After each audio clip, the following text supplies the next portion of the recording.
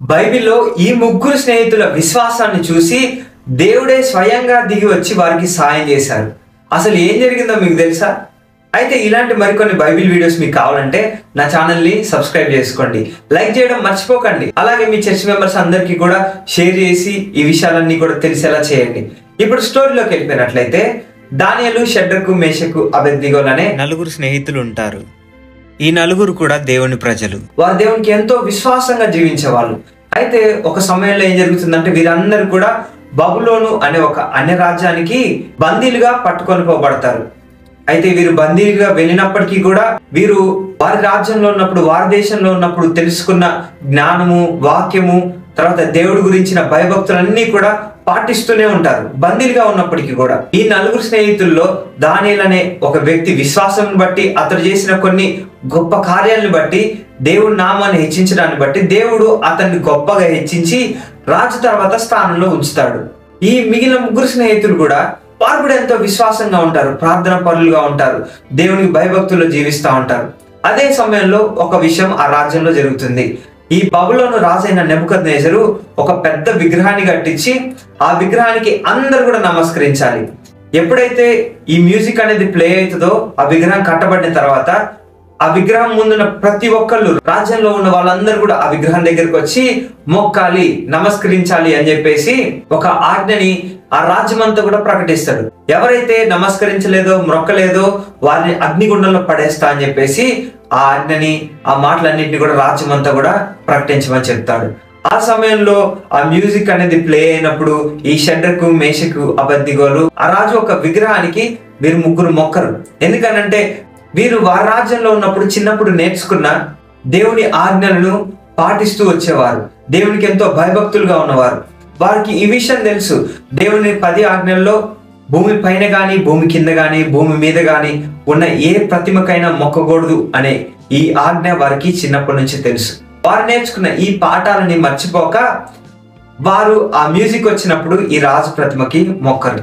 ఆ సమయంలో రాజుకి చాలా కోపం వచ్చింది. రాజు చెప్తాడు కదా, నేను ఇచ్చిన ఆజ్ఞ ప్రకారం వీరిని అగ్నిగుండం దగ్గరికి తీసుకున్నాడు అని చెప్తాడు.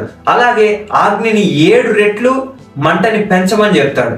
ఆ అగ్నిగుండంలో పడేయమని చెప్పినప్పుడు ఈ రాజుతో సహా అక్కడ ఉన్న వాళ్ళందరూ కూడా, ఈ సైనికులు ఈ షడ్రకు, మేషకు, అబేద్నెగోల్ని ఆ అగ్నిగుండంలోకి తీసుకెళ్లడం వారందరూ కూడా చూస్తూ ఉంటారు. అయితే ఆ అగ్ని ఎంత వేడిగా ఉంటదంటే వారిని తోసేయడానికి తీసుకువెళ్ళిన ఆ సైనికులు కూడా చచ్చిపోయే అంత వేడి అగ్ని అక్కడ ఉంటది. అయితే ఆ సమయంలో ఈ ముగ్గురిని కూడా ఆ సైనికులు తోసేసినప్పుడు అగ్నిలోకి వారికి ఏమి కాదు. రాజు చూస్తుండగా తోసేయబడిన వారు ముగ్గురు మాత్రమే, కానీ రాజుకి 4 కనబడతా ఉంటారు. ఎందుకంటే దేవుడే స్వయంగా వారి మధ్యలో ఉండి వారికి అగ్ని అంటకుండా, ఆ వేడికి వారికి ఏమీ కాకుండా దేవుడు షడ్రకు, మేషకు, అబేద్నెగోల్ని కాపాడతారు. వారి విశ్వాసాన్ని వారు గొప్పగా దేవుడికి చూపించడం మనం ఇక్కడ చూస్తాం. ఎలాంటి పరిస్థితుల్లో అయినా కానీ వారు దేవుడిని తిరస్కరించకుండా, దేవుడి ఆజ్ఞల్ని తిరస్కరించకుండా దేవుడి కోసం నిలబడినప్పుడు దేవుడే స్వయంగా వారితో అగ్నిగుండంలో ఉండి దేవుడు వారిని కాపాడాడు.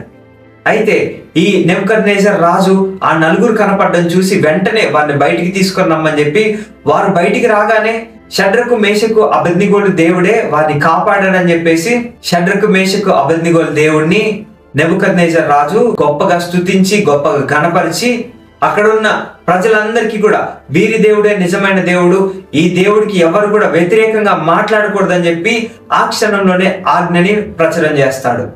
అలాగే షడ్రకు, మేషకు, అబేద్నెగోల్ని ఆ రాజు ఆ రాజ్యంలో గొప్ప స్థానాన్ని ఇచ్చి వారిని హెచ్చిస్తాడు. మనం ఎప్పుడైతే దేవుడి కోసం నిలబడతామో, మనం ఎప్పుడైతే యేసయ్య మాటలు చెప్పడానికి, యేసయ్య ఇచ్చిన ఆజ్ఞల్ని పాటించడానికి నిలబడతామో, ఆ సమయంలో ఎన్ని శ్రమలు వచ్చినా, ఎన్ని కష్టాలు వచ్చినా దేవుడు కూడా మన కోసం నిలబడతాడండి. మన శ్రమల్లో, మన కష్టాల్లో దేవుడు మనల్ని ఒంటరిగా విడిచిపెట్టాడు. మనం అవమాన పాలు పొందేలాగా దేవుడు మనల్ని ఊరికే వదిలేయడు. మనతో పాటు కూడా ఉండి మనకి విజయాన్ని ఇచ్చి, మనకొచ్చిన ఘనతని బట్టి ఇతరుల మాటల ద్వారా ఆయన స్తుతులు, స్తోత్రాలు, ఘనతని ఆయన పొందుకుంటాడు. మీకు కనుక ఈ వీడియోస్ నచ్చినట్లయితే నా ఛానల్ని సబ్స్క్రైబ్ చేసుకోండి, లైక్ చేయండి, షేర్ చేయండి, సబ్స్క్రైబ్ చేసుకోండి. అంత మాత్రమే కాదు, ఈ బైబిల్ స్టోరీ ఏ అధ్యాయంలో, ఏ వచనంలో, ఏ గ్రంథంలో ఉందో కింద కామెంట్ చేయండి. Thank you.